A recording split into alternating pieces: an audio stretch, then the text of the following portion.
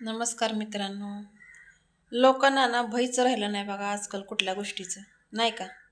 अरे पाप करायचं तर किती करायचं, त्याला काही लिमिट आहे का नाही? हां, खोटं बोलायचं, एखाद्याला लुबडायचं, एखाद्यावर अन्याय करायचा, हां, आणि माझं माझं माझं माझं करायचं. हं? अरे कधी उलटशील त्याचा आतापता पण नाही. हां, आणि नुसतंच माझं माझं माझं माझं करायचं. हां, घर माझं, अमुक माझं, तमुक माझं. हं?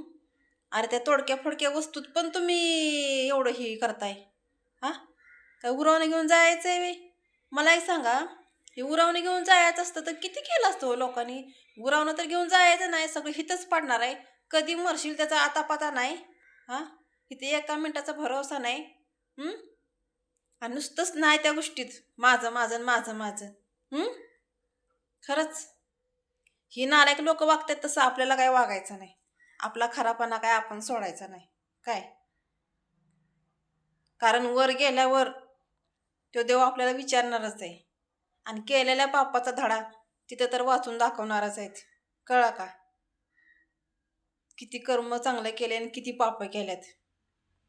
भयच राहिलं नाही लोकांना अजिबात. किती अन्याय करायचा आहे तेवढं करा. तिथं तर परतफेड तुम्हाला करायला लागणारच आहे. करायला लागणार म्हणजे लागणारच.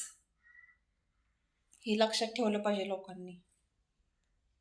माझं काय चुकीचं आहे का? मला सांगा.